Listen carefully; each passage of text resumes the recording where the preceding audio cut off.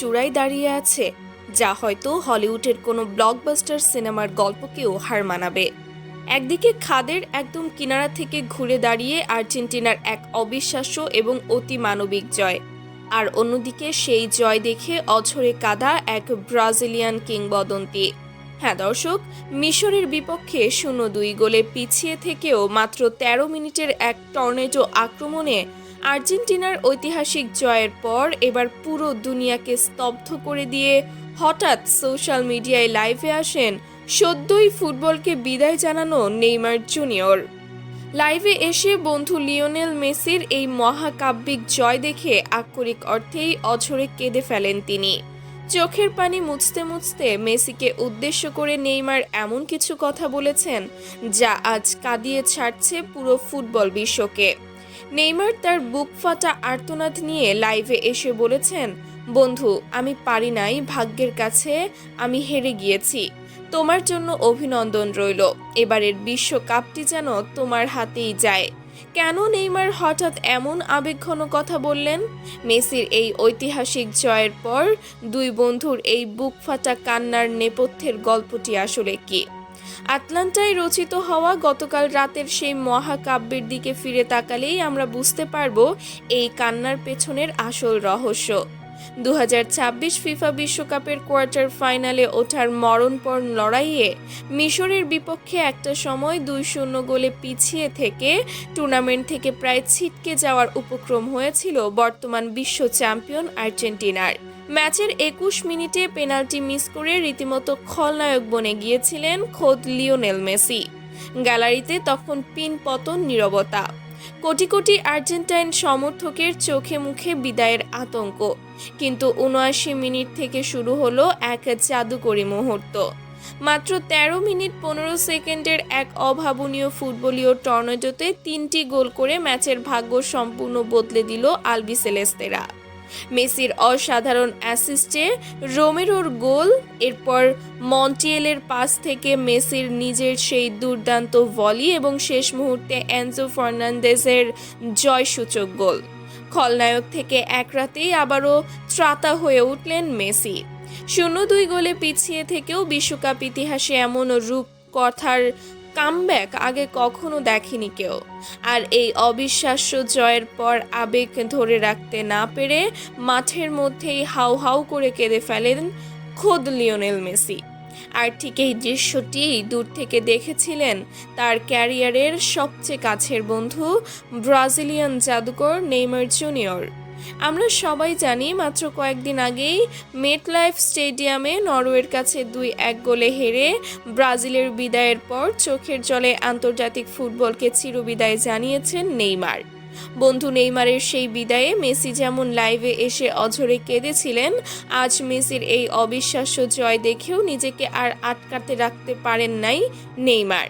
Football বিশ্বে Brazil বনাম আর্জেন্টিনার একটি বিশ্বকাপ ফাইনাল হয়তো অনেকের কাছেই একটি হাইপোথেটিক্যাল ট্যাকটিক্যাল সিনারিও বা পরম আকাঙ্ক্ষিত একটি সমীকরণ ছিল, কিন্তু বাস্তবতার ময়দানে সেই সমীকরণ আজ ভেঙে গেছে। নেইমার খুব ভালো করেই জানেন একটি বিশ্বকাপ জেতার জন্য কতটা আত্মত্যাগ করতে হয়। 2014 সালে মেরুদণ্ড ভাঙার উপক্রম, 2018 সালে ইনজুরি থেকে ফিরেও হার, 2022 সালে টাই ব্রেকারের নিষ্ঠুর ভাগ্য এবং গত 2 বছর ধরে ACL ইনজুরির সাথে তার সেই অমানসিক লড়াই, সবকিছুই তিনি করেছিলেন শুধু এই 2026 বিশ্বকাপের জন্য। কিন্তু নিয়তির নির্মম পরিহাসে নরওয়ের কাছে হেরে তাকে শূন্য হাতেই বিদায় নিতে হয়েছে। নিজের সেই পাহাড় সম আক্ষেপ বুকে চেপে রেখেই আজ তিনি মেসির জন্য গলা ফাটাচ্ছেন।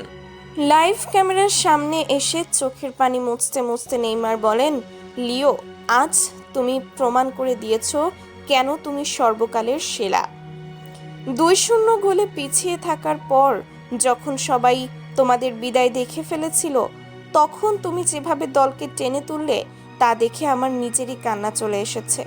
বন্ধু, আমি পারি নাই, ইনজুরি আর নিষ্ঠুর ভাগ্যের কাছে আমি হেরে গিয়েছি।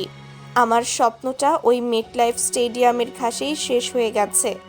গত 1 যুগ ধরে বিশ্বকাপের মঞ্চে আমি শুধু যন্ত্রণাই পেয়েছি, আর এবার তো চিরতরে বিদায় নিতে হলো। কিন্তু আজ তোমার চোখে যখন আমি আনন্দাশ্রু দেখলাম, তখন আমার নিজের কষ্টটা কিছুটা হলেও কমে গেছে। আবেগজড়িত কণ্ঠে নেইমার আরও যোগ করেন, মানুষ শুধু আমাদের মাঠের লড়াইটাই দেখে, কিন্তু তারা জানে না আমরা একে অপরের জন্য কতটা ফিল করি। বার্সেলোনায় সেই MSN ত্রয়ীর সময় থেকে শুরু করে পিএসজির দিনগুলো পর্যন্ত আমরা যে স্বপ্নগুলো একসাথে বুনেছিলাম, তা আজ বারবার আমার চোখের সামনে ভেসে উঠছে। যখন আমি ইনজুরিতে পড়ে হাসপাতালের বিছানায় যন্ত্রণায় কাতরাচ্ছিলাম, তখন লিও তুমিই আমাকে প্রথম মেসেজ দিয়ে সাহস জুগিয়েছিলে।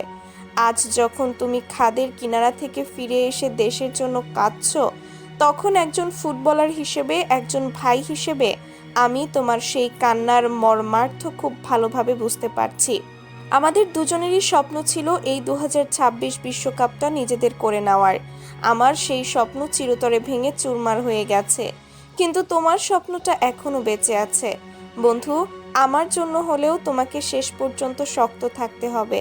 তোমার এই অবিশ্বাস্য জয়ে আমার অন্তরের গভীর থেকে অভিনন্দন রইল। আমার দেশের জার্সি গায়ে আমার যে অপূর্ণতা রয়ে গেল, আমি চাই তোমার হাতে সেই পূর্ণতা পাক। আমি মন থেকে চাই এবারের বিশ্বকাপটি যেন তোমার হাতেই ওঠে।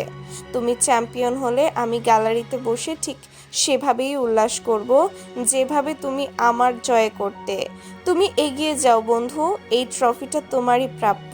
শুধু তাই নয়, লাইভের এক পর্যায়ে আবেগাপ্লুত নেইমার যেন পুরো বিশ্বের যন্ত্রণাকে নিজের কান্নার সাথে একাকার করে ফেললেন। তিনি যেন পরোক্ষভাবে মনে করিয়ে দিলেন এই পৃথিবীটা কতটা নিষ্ঠুর হতে পারে। তা সে ফুটবল মাঠের ক্যারিয়ার ধ্বংসকারী ইনজুরিই হোক, কিংবা ফিলিস্তিনের মতো যুদ্ধবিধ্বস্ত কোনো জনপদের নিরপরাধ মানুষের চোখের জলই হোক। ফুটবল আমাদের সাময়িক আনন্দে দিলেও দিন শেষে মানুষের প্রতি মানুষের ভালোবাসাই সবচেয়ে বড় সত্য। নেইমারের এই লাইভ ভিডিওটি আপলোড হওয়ার সাথে সাথেই তা ইন্টারনেটে ছড়িয়ে পড়েছে। কোটি কোটি ফুটবল ভক্ত ভিডিওটি শেয়ার করে নিজেদের আবেগ প্রকাশ করছেন। অনেকেই বলছেন, ফুটবলে আর্জেন্টিনা এবং ব্রাজিলের মধ্যে যতই চিরপ্রতিদ্বন্দ্বিতা থাকুক না কেন, মেসি এবং নেইমার প্রমাণ করে দিয়েছেন যে সত্যিকারের বন্ধুত্ব কোনো সীমানা বা জার্সির রং মানে না। দিন শেষে ভালোবাসাই সবচেয়ে বড় বিজয়ী। দর্শক, নেইমারের এই বুকফাটা কান্না আর মেসির জন্য এমন নিঃস্বার্থ ভালোবাসার দৃশ্য আপনার হৃদয়কে কতটা ছুঁয়ে গেছে? শূন্য থেকে ঘুরে দাঁড়িয়ে মেসির এই জাদুকরী কামব্যাক এবং নেইমারের এই আবেগঘন লাইভ বার্তাটিকে আপনি কিভাবে দেখছেন? আপনাদের অত্যন্ত সুচিন্তিত এবং আবেগঘন মতামতটি অবশ্যই কমেন্ট বক্সে লিখে জানান। ভিডিওটি ভালো লাগলে